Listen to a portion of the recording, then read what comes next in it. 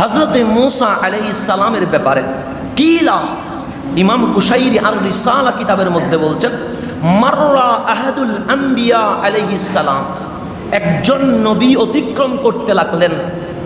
টিকার মধ্যে লেখা আছে উনি মূসা আলাইহিস সালাম বিহাজারিন সাগীরিন, একটি ছোট পাথরের সামনে দিয়ে হযরতে মূসা আলাইহিস সালাম অতিক্রম করতে লাগলেন।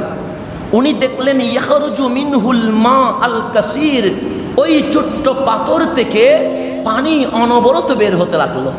কে দেখতে পাচ্ছেন? মূসা আলাইহিস সালাম। ফাতাআজ্জাবা মিনহু, উনি আশ্চর্য হয়ে গেলেন, কাঁদে তো মানুষ, কিন্তু আজকে দেখছি পাথর কান্না করছে, কারণ কি? উনি বসলেন পাথরের সামনে, জিজ্ঞেস করলেন, পাথর তুমি কাঁদছো কেন? মানুষ কাঁদে সুখে দুঃখে, তোমার কি আবার সমস্যা? এতটুকু প্রশ্ন করতে দেরি রব্বুল আলামিন পাথরকে আওয়াজ করার শক্তি দিল, কথা বলার সামর্থ্য দিল। ফাকাল আল হাজার, পাথর বলে উঠল যে আমি কেন কান্না করছি জানেন? যে রব্বুল আলামিন ঘোষণা করলেন, ফাত্তাকুন নার আল্লাতী উকুদুহান নাস ওয়াল হিজারা। আল্লাহ বলেন ফাত্তাকুন নার, ওই আগুনকে ভয় করো, দুনিয়ার কোনো আগুন নয়, জাহান্নামের ওই আগুনকে ভয় করো, যেই আগুনকে উকুদুহান নাস ওয়াল হিজারা, যে আগুনের লাকড়ি হবে, ইন্ধন হবে মানুষ আর পাথর। কালকে জাহান্নামের আগুন যেটা ধাউ ধাউ করে জ্বলবে, এই ধাউ ধাউ করে জ্বলার জন্য রব্বুল আলামিন গাছের কোনো কাঠ দিবে না, আমাদের মতো মানুষকে দিবে, যে এই আগুন তুই জ্বালার জন্য তোর ইন্ধন হচ্ছে, তোর লাকড়ি হচ্ছে। আর নাস মানুষ, ওয়াল হাজার পাথর।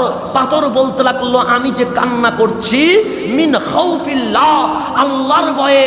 আল্লাহ তো মানুষকেও জাহান্নামে দিবে, আগুনকে জ্বালানোর জন্য সাথে দিবে সাপোর্ট হিসেবে পাথরকে।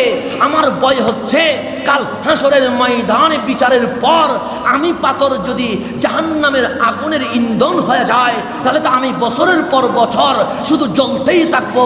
আমি আজ চোখের পানি ছেড়ে দিয়েছি, এই দোয়া করছি, মাওলা আমাকে জাহান্নামের আগুন থেকে তুমি রক্ষা করো। যখন কান্না করছেন নবীরা একটু দয়াবান হয়, ভিতরে হৃদয়ের মধ্যে প্রেম ভালোবাসা তাকে। পাথরের কান্না শুনে উনি আর সহ্য করতে পারছেন না।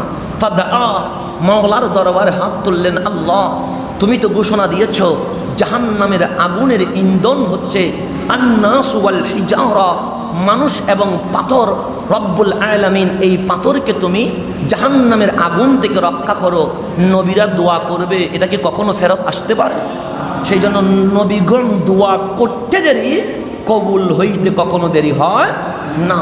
সেই জন্য দোয়া করতে করতেই রব্বুল আলামিন ওহী নাজিল করলেন, মূসা পাথরকে শুভ সংবাদ দাও, জাহান্নামের আগুন জ্বালানোর জন্য আমি দুই শ্রেণীকে পছন্দ করেছি, এক শ্রেণী মানুষ আর এক শ্রেণী পাথর।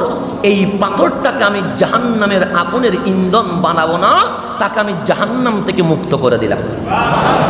এই কথা বলার পর হযরতে মূসা আলাইহিস সালাম সান্ত্বনা দিলেন, পাথর কত বৎসর ধরে কান্না করছো আল্লাহ জানে, তবে আজ তোমার জন্য শুভ সংবাদ দিলাম, রব্বুল আলামিন অন্য পাথরগুলাকে জাহান্নামে দিলেও তোমাকে জাহান্নামে দিবে না, সুতরাং কান্না বন্ধ করো।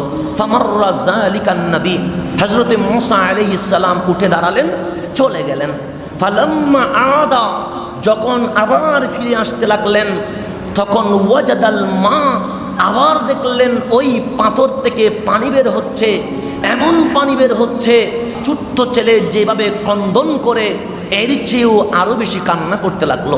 হযরতে মূসা আলাইহিস সালাম অবাক হয়ে গেলেন, কিরে যাওয়ার সময় সে জাহান্নামের আগুনের ভয়ে, রব্বুল আলামিনের আযাবের ভয়ে কান্না করছিল, আমি তো দোয়া করেছি এবং মাফ নিয়ে এসেছি, আমি তো যাওয়ার সময় তাকে এই শুভ সংবাদ বলে দিয়েছি, আবার আসার সময় কান্না করছে কেন? ফাআজিবা, উনি এর চেয়েও আরো বেশি আশ্চর্য হলেন, ডাক দিয়ে বললেন, পাথর তুমি তখন জাহান্নামের আগুনের ভয়ে কান্না করেছিলা, আমি দোয়া করে তোমার জন্য জাহান্নাম হারাম করলাম, এখন আবার কান্না করছো কেন?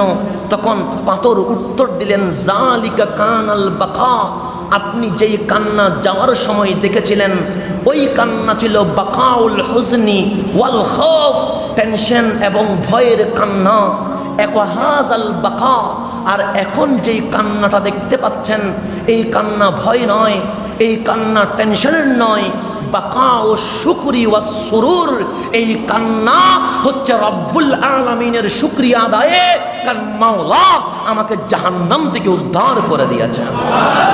তাহলে মানুষ যখন অতি আনন্দিত হয় তখনও কাঁদে, মানুষ যখন অতি টেনশনে থাকে তখনও কাঁদে।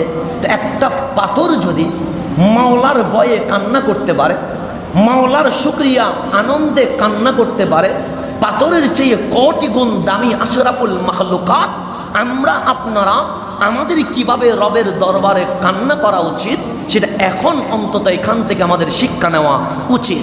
তাই আল্লাহর নিয়ামতগুলোর শুকরিয়া আপনাকে আদায় করতে হবে।